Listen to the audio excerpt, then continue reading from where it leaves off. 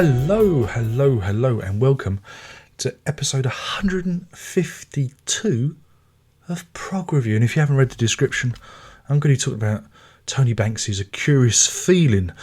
And this is part of my series looking at the various solo albums, the first solo albums of the alumni from Genesis. Before any of you bleat, what about Anthony Phillips? I've already done him. I've already done Geese and the Ghost. And if you want to watch me blabber on about that, touch the hand, because the face ain't listening. Right. So you got that out of the way. So yeah, I'm going to be talking about this. But before I start, I'm going to be looking at some product with my good friend Darren. Take it away, Darren. Why, thank you, Darren. And yes, this is A Curious Feeling by Tony Banks. This was the 30th anniversary release on Esoteric Records. It comes with a CD and a DVD, which has a 5.1 surround sound mix. And if you're familiar with the surround sound mixes done by Nick Davis and Tony Banks for the Genesis remasters of recent years, you'll know pretty much what to expect. So here's the first CD, all rather nice stuff. It comes with a lovely bound booklet, which features some pictures of Polar Studios with the the band working, which is quite nice, and a nice little essay, interview type thing. Tony Banks talking to Mark Powell. I think Mark Powell was the guy that spoke to Steve Hackett on his remasters. So there's a common narrative thread there. But yeah, you get the lyrics and everything. It's all rather snazzy. And this is all topped off by a 5.1 surround sound mix, which is also rather good value. I don't know if you can get this anymore. I got it when it came out because, well, it was something to get. But yeah, if you can get this, then yeah, well worth having. So that's it really. I'll hand you back to the big fat idiot. Take it away. Well, I think you'll agree that was informative as ever.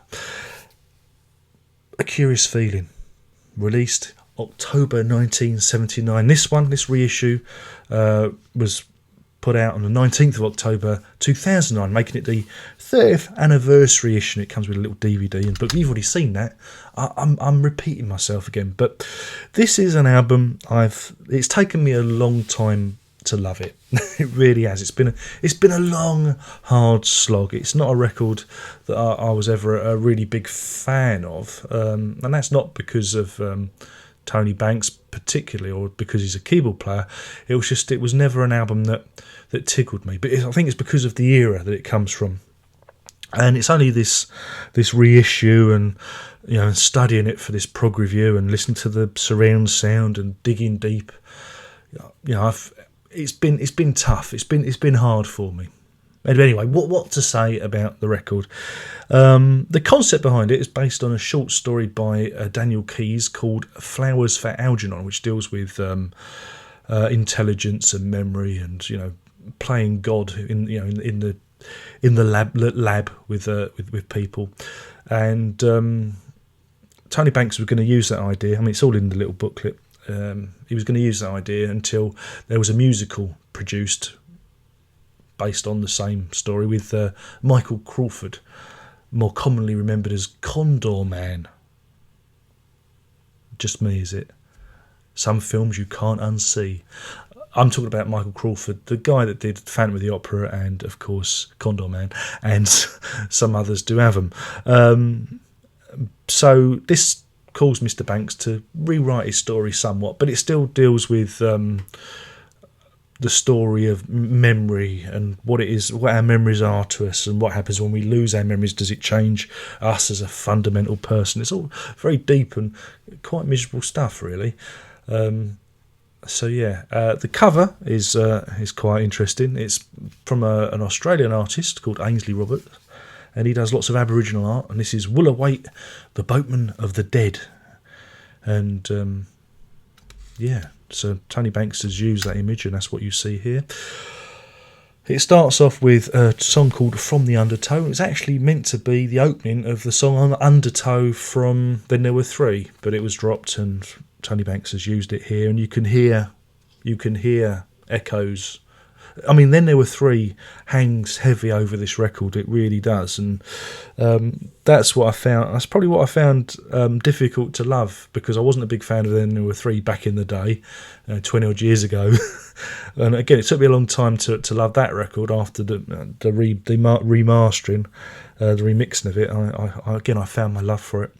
But yeah, Then There Were Three tends to really hang over this record. But yeah, From the Undertow was, like I said, reworked and used here. It was also used in a film called The Shout with Alan Bates and Susanna York, which is a little horror film from 1979, I think it is. And that deals with Aborigine themes about using the voice to kill. A weird piece of synchronicity. When I studied O-level art back in 1986, God, was it that long ago?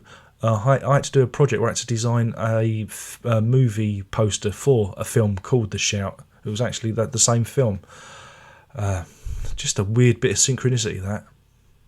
I have seen the film, saw it many years ago, late night on ITV, but I don't remember it being particularly good. It was a long time ago. But yeah, and the vocals on this are handled by Kim Beacon, who was with String Driven Thing for a while, I think from 74 to 75. And his voice, I don't know if his voice really suits the songs. Again, this is another problem I have with it, because if you strip his voice away, you do have a very kind of Genesis sounding record, and his voice is the one element. I mean, you've got Chester Thompson on drums and Tony Banks doing everything else, and Kim Beacon is the only non-Genesis element in this, really. So I do find it very hard. The way he sings it is kind of very Atlantic, I think is the most kind way to put it. Lacks any kind of character. You know, I like vocalists that have a bit of character about them, and he's good, but I don't know if he's suited for this. So again, I think it was another problem I had with it. You know, getting used to the vocalist. But yeah, let me think what else I was going to say. One thing that did strike me is, you hear lots of Genesis influence, and you can hear Tony Banks's, thing. There's I've got to get this right, because there's some songs that are saying the same. The Lie, which is track 3. Oh, I'm on form tonight. Part of it sounded a bit like a trick of the tail, if you know where I'm coming from. But there's also what I thought sounded a bit like Narnia from Steve Hackett's Please Don't Touch album. Had that kind of vibe to it. So there's this real, you do feel Genesis, like, pervade. Of all the solo albums, this is the one that really feels more Genesis-y than all of them. After The Lie, again, features a keyboard solo, which, wouldn't have been amiss from Then There Was Three. Again, there's another instrumental, Forever Morning, which again sounds like it could have been lifted straight off, and it was recorded at Polar Studios, which is ABBA's studio, and I think didn't they record some of Duke there, so it sounds a certain way. It doesn't sound, it just has this sound to it. I'm not doing a good job. I was always not looking forward to talking about this record, because it's one of the hardest records.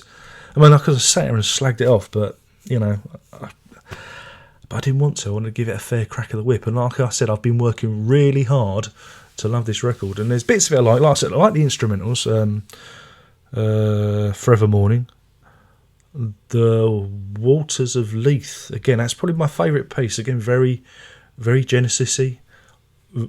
Almost sounds like the younger brother to One for the Vine. So that's it. But a lot of the vocals and a lot of the lyrics and a lot of the ballads, it just doesn't speak to me, I'm afraid.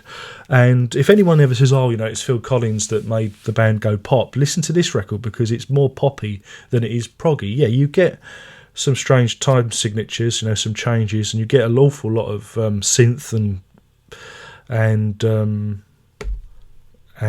instrumental bits that sound like Genesis, but it's fairly vanilla flavored. It's fairly straightforward. There's nothing on it that's going to shock you. There's nothing that's going to blow your mind. And again, I think that's another reason why I just didn't get it when I heard it the first time. I just thought, why a lot of people got a lot of love for this record, and I just never understood it.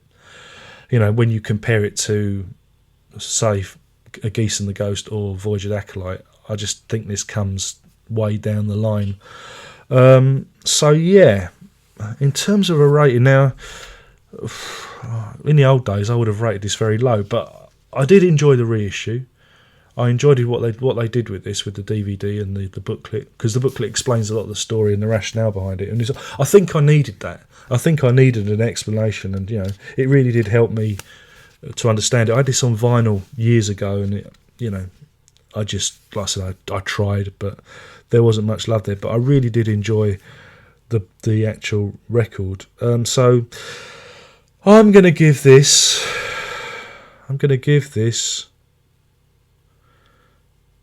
3 Somebody Else's Dreams out of 5. That's 3 Somebody Else's Dreams out of 5. Because it's not as bad as I thought it was, but it's not as good as some of the other records in the sequence. And I think you'll agree, if you do compare them to the other solo albums, it's a bit patchy. And I don't know if it's Kim Beacon's voice, I really don't. If it had been sung by somebody else, I'm trying to think who they could have got to sing on it, but it's the same problem that Steve Hackett had with vocalists on Please Don't. There are parts of Please Don't Touch that I don't like because of the vocal angle.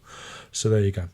Anyway, my name's been Darren Locke. I've been trying to talk about Curious Feeling by Tony Banks. I feel that I failed. I don't feel this was a particularly good episode because I was nervous about talking about it. A bit difficult. There are some albums I can talk about easily, and some when I am conflicted, I have a hard time with. But hopefully it's made some sense, and hopefully it's given you the inspiration to check out the record and see if I'm talking a load of old guff. Yeah. Only one more thing to say.